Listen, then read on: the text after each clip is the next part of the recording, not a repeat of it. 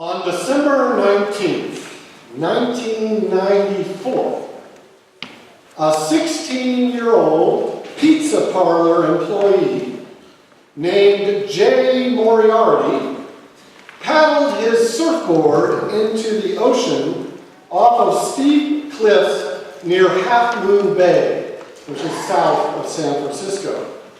The place is known as Mavericks by surfers. Waves that day were reaching heights of 35 to 45 feet, about the size of a 3-story building. Now, Jay Moriarty had surfed big waves before, but nothing as big as these. Still, with all the confidence that only a 16-year-old boy can have, he paddled into a wave that everyone else avoided. Here's what happened next. And you can watch it on YouTube, actually. Moriarty pops up on his surfboard at the crest of the wave. He's looking pretty good for a second or two, and then everything went to heck. Jay's arms flailed straight up and out in front, and the front of the board, you can see it leave the water. And all of a sudden, there's no water under that board. He's thrown absolutely clear of the board by the force of the wave, and then the wave does to him what you can watch so clearly in the YouTube video. The board begins spinning wildly. Moriarty begins spinning wildly. The wave crests over the top of him. Now remember, he's about 3 stories up, and you don't see Jay anymore for quite a while. He's engulfed.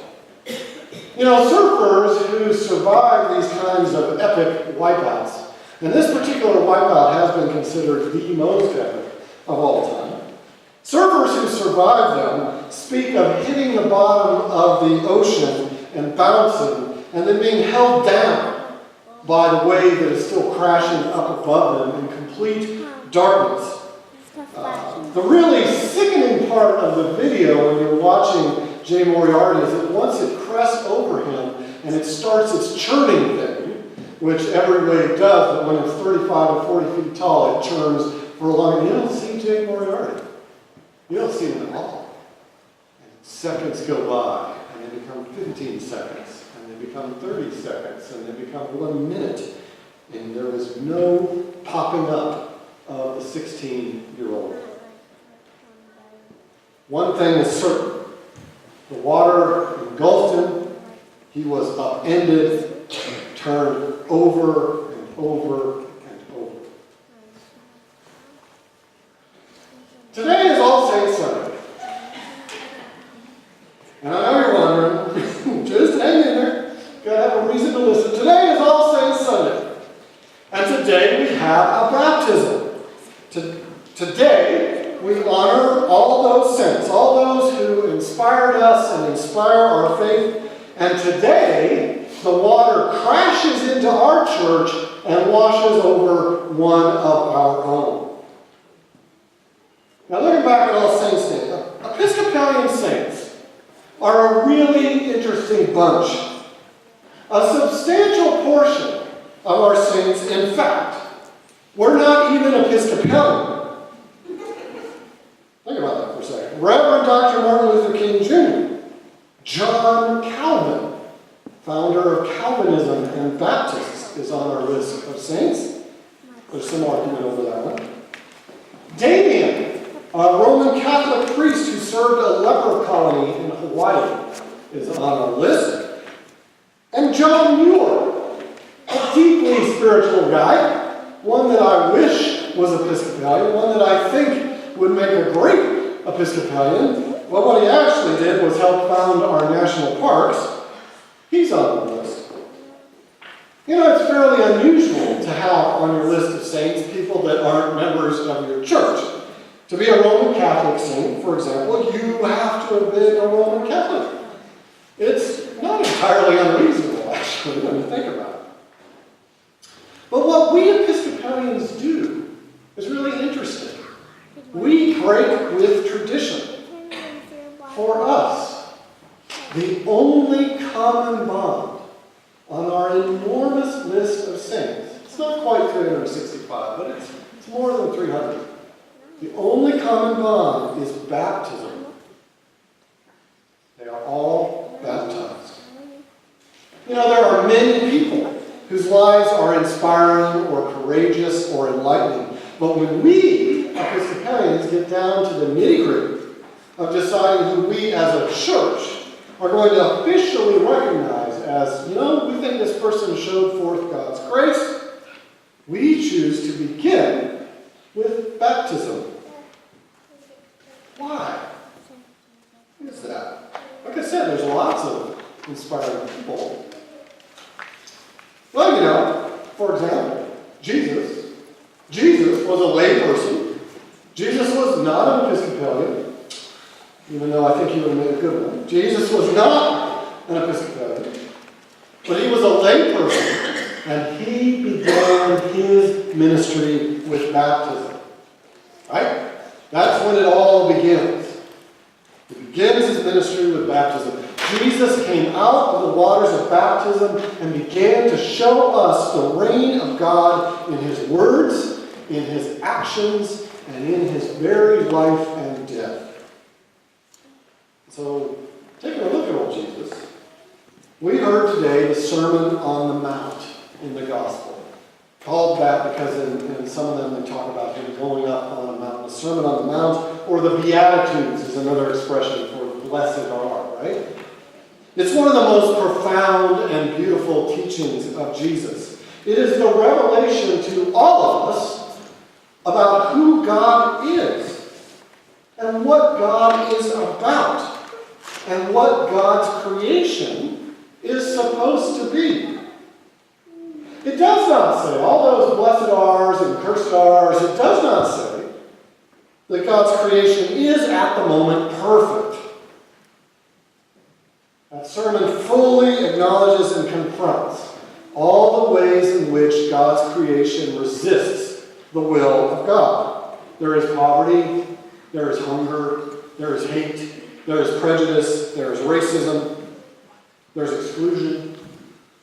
There are arrogant rich people, there are enemies, there are those who curse, there are those who strike, there are those who steal, and there are those who abuse. Jesus does not say that God's creation is perfectly safe and comfortable and risk-free. Jesus does not even say when God's creation will be safe and comfortable and risk-free. There's no promised deadline, no guarantee that our challenges and our sufferings will end on such and such a day and in such and such a way. I know you'll hear other preachers say that that's the case, but I don't think that's the case. I don't see it. But what Jesus does say, is that God is about upending, about turning things over. God is about reversing. God is about transformation. God is about raising up. God is about doing wild and crazy things. Those are all wild and crazy things, upending, turning over. God is about doing things that the world says can't be done. End poverty, and racism, and hatred and violence. God says, I'm turning over your assumption that that can't happen. God upends us, overturns our assumptions. And Gregory today is about to step into this great reversal. Gregory is actually about to leave safety. And I waited until today to tell you this. We had a lot of catechism, and I thought I'd hold that one up. He's totally stuck. It'd be embarrassing to walk around right now. Gregory is about to leave safety. I mean, we tend to think about baptism as somehow making everything really good, but actually baptism is about leaving the comfort and safety that we knew before and entering the great stormy sea that God's Spirit hovered over at the beginning of creation. It is about entering the same great stormy sea that Israel crossed when God decided that people are not slaves. It is the same great stormy sea that Jesus walked on and called Peter to walk on. It is the same great stormy sea that carried St. Paul around the Mediterranean, baptizing Gentiles, making churches, and ultimately bringing us here. It's not a safe path. It's not an easy path. It's a path where we no longer live like the world would have us live, where we no longer accept the easy way, but we take the hard way, the way of faith, and hope, and honor, and ethics. And we care about everyone and everything, and not just ourselves and those we love. It is a path that actually has more thickets with questions and problems and things that can be solved than we generally want out of paths. It's a tricky path. And Gregory knows this well. He knows it really well. And yet here he will stand at the edge of the sea. We have prayed and studied with Gregory for months now, and he has not shied away from the hard questions. He has asked us the hard questions. He has not shied away from the challenge of living Jesus' great commands in this particular time and place. Even though Jesus doesn't give us much of a rule book for now and then, he gives us these big pictures, he doesn't shy away from it. And over and over and over, as we have studied together, Gregory has asked questions and he has continually heard from us, good question. Well, that's a really good question. You know, ultimately, I think that's a mystery.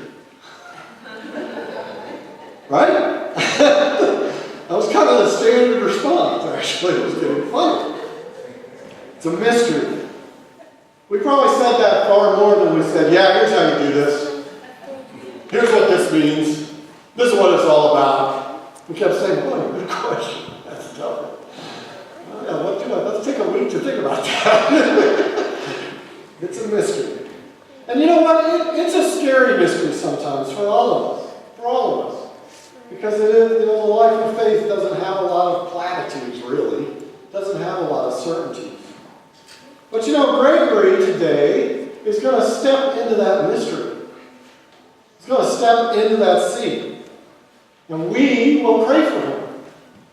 And we will always be here for him. And we will always sail that sea with him. Because the baptized life is a life of reversal. The great reversal, where the hungry are fed, the poor lifted up, and the dead raised. That's why we become baptized. Not to gain some magic secret, or to suddenly lose all of our problems, or become irreversibly holy. Oddly enough, it didn't happen to me. It didn't happen when I was ordained. Doesn't do that to us. We become baptized for the great gift of God's reversal. After nearly 2 minutes of being churned around underwater, Jay Moriarty resurfaced from that wave. He says he remembers seeing nothing under his board, and then spray, and then darkness. He says as he went down, he had time to think, oh, sugar, that's not his actual word, oh, sugar, this is going to hurt. He bounced off the bottom like everybody else, and he swam for mad for the surface in the darkness, for on and on and on. And he got there just in time to get a breath. And then the next wave hit him. And down he went again. And he came up from that. He was upended. He was transformed. In a few minutes, after we remind ourselves what we believe and what baptism means, I will pour water over Gregory's head. I will plunge him into the sea. And at the same time, I will bring him on board the same ship that all of us Christians ride through that stormy sea. And the sea will not overcome him. The sea will not overcome us. This is the great reversal of baptism. The stormy sea